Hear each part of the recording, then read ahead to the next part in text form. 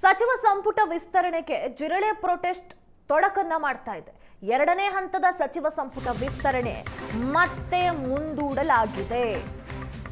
ಸಚಿವ ಸಂಪುಟ ವಿಸ್ತರಣೆ ಆಗಬೇಕು, ಇದೇ ವಿಚಾರಕ್ಕೆ ಶಾಸಕರು ಹಲವರು ಆಕಾಂಕ್ಷಿಗಳು ಎದುರು ನೋಡ್ತಾ ಇದ್ದಾರೆ.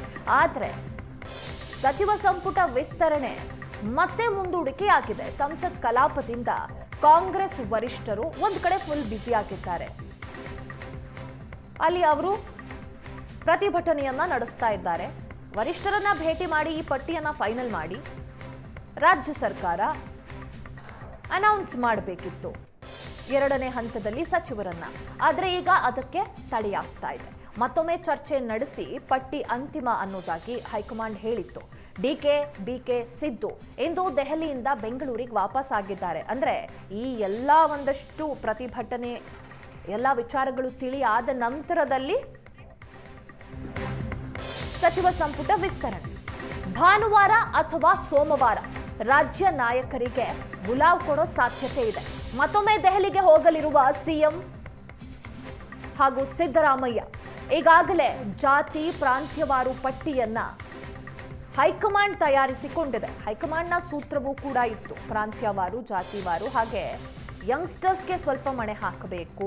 ಈ ಮುಂಚೆ ತುಂಬಾ ಬಾರಿ ಸಚಿವರಾಗಿದ್ರೆ ಅವರನ್ನ ಬಿಟ್ಟು ಯಾರಿಗೆ ಸಚಿವ ಸ್ಥಾನ ಸಿಕ್ಕಿಲ್ಲ ಅಂತವರಿಗೆ ಅವಕಾಶವನ್ನ ಕಲ್ಪಿಸಬೇಕು ಅಂತ. ಆದ್ರೆ ಇಲ್ಲಿ ಸಿಎಂ ಡಿಕೆ ಹಾಗೆ ಸಿದ್ದರಾಮಯ್ಯನರ ಆಪ್ತರು ಲಾಬಿಯನ್ನ ನಡೆಸ್ತಾ ಇದ್ರು. ಈಗ ಹೈಕಮಾಂಡ್ ಭಾನುವಾರ ಅಥವಾ ಸೋಮವಾರ ಈ ಒಂದು ಪಟ್ಟಿಯನ್ನ ರೆಡಿ ಮಾಡಿ ಸಿಎಂ ಡಿಕೆಶಿ ಹಾಗೆ ಸಿದ್ದರಾಮಯ್ಯನವರನ್ನ ಮತ್ತೆ ದೆಹಲಿಗೆ ಬುಲಾವ್ ನೀಡಿ ಫೈನಲ್ ಮಾಡೋ ಸಾಧ್ಯತೆಗಳಿದೆ. ಈ ವಿಚಾರವಾಗಿ ಮತ್ತಷ್ಟು ಡೀಟೇಲ್ಸ್ ಅನ್ನ ನೀಡ್ತಾರೆ ನಮ್ಮ ಪ್ರತಿನಿಧಿ ಡೆಲ್ಲಿ ಮಂಜು ನೇರ ಸಂಪರ್ಕದಲ್ಲಿ. ಮಂಜು, ಈಗ ಸಚಿವ ಸಂಪುಟ ವಿಸ್ತರಣೆ ಈ ವಿಚಾರವಾಗಿ ನಮ್ಮ ಶಾಸಕರು ಹಾಗೆ ರಾಜ್ಯದಲ್ಲಿ ಸಾಕಷ್ಟು ಒಂದು ಕ್ಯೂರಿಯಾಸಿಟಿ ಇದೆ. ಎರಡನೇ ಹಂತದಲ್ಲಿ ಯಾರ್ಯಾರು ಸಚಿವರಾಗಬಹುದು, ಯಾರಿಗೆ ಕೋಕ್ ಕೊಡಬಹುದು, ಯಾರಿಗೆ ಮಣೆ ಹಾಕಬಹುದು ಅಂತ. ಹಾಗೆ ಸಿದ್ದು ಆಪ್ತರು, ಡಿಕೆ ಆಪ್ತರು, ಸಚಿವಾಕಾಂಕ್ಷಿಗಳು ಕೂಡ ಲಾಬಿಯನ್ನ ನಡೆಸ್ತಾ ಇದ್ದಾರೆ. ಈಗ ಈ ಸಚಿವ ಸಂಪುಟ ವಿಸ್ತರಣೆ ಪದೇ ಪದೇ ಮುಂದೂಡಿಕೆ ಆಗ್ತಾ ಇದೆ. ಯಾವಾಗ ಫೈನಲ್ ಮಾಡಬಹುದು, ಯಾವ ರೀತಿಯ ಒಂದಷ್ಟು ಗೈಡೆನ್ಸ್ ಅನ್ನ, ಯಾವ ರೀತಿ ಒಂದಷ್ಟು ವಿಚಾರಗಳನ್ನ ಹೈಕಮಾಂಡ್ ರಾಜ್ಯ ನಾಯಕರಿಗೆ ನೀಡಿದೆ ಅಂತ? ಅಮೃತ, ಫೈನಲ್ ಮಾಡಲಿಕ್ಕೆ ಎಲ್ಲ ಸಿದ್ಧತೆಗಳು ಕೂಡ ಆಗಿ ಹೋಗಿತ್ತು.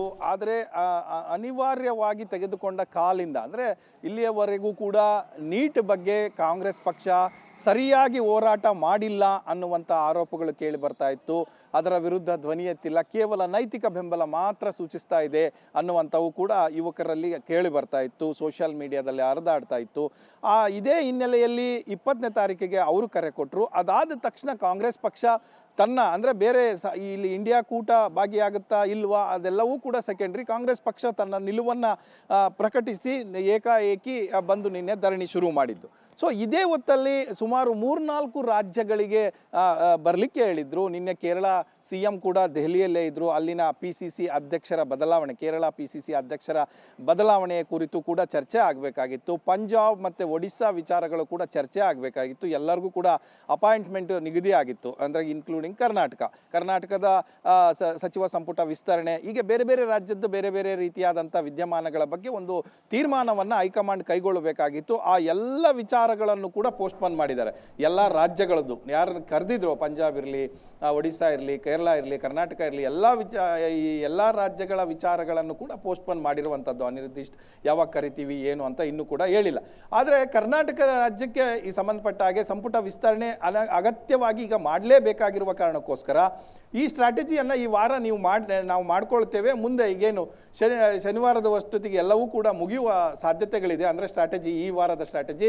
ಹಾಗಾಗಿ ಭಾನುವಾರ ಅಥವಾ ಸೋಮವಾರ ನಿಮಗೆ ಬುಲಾವ್ ಬರುತ್ತೆ, ಅವಾಗ ಬನ್ನಿ ಅನ್ನುವಂಥ ಮಾಹಿತಿ ಹೈಕಮಾಂಡ್ನ ನಾಯಕರಿಂದ ಕಮ್ಯುನಿಕೇಶನ್ ಆಗಿರುವಂಥದ್ದು.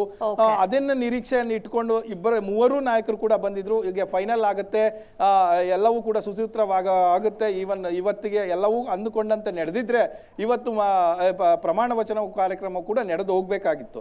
ಸೊ ಅದ್ಯಾವುದೂ ಕೂಡ ಆಗಲಿಲ್ಲ. ಅನಿವಾರ್ಯವಾಗಿ ಕೆಲವು ಹೋರಾಟದ ಕ್ರಮಗಳನ್ನ ಕೈಗೊಂಡಂತ ಹಿನ್ನೆಲೆಯಲ್ಲಿ ಇವೆಲ್ಲವೂ ಕೂಡ 1 ವಾರದ ಮಟ್ಟಿಗೆ ಪೋಸ್ಟ್ಪೋನ್ ಆಗಿದೆ ಅನ್ನುವಂಥದ್ದು AICCಯ ಮೂಲಗಳು ಹೇಳ್ತಾ ಇರುವಂಥದ್ದು.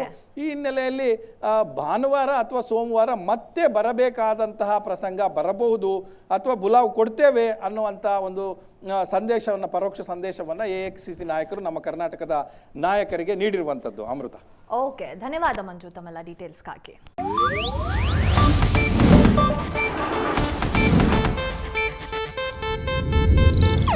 ಇದು ಏಷ್ಯಾನೆಟ್ ನ್ಯೂಸ್ ನೆಟ್ವರ್ಕ್ ಪ್ರಸ್ತುತಿ.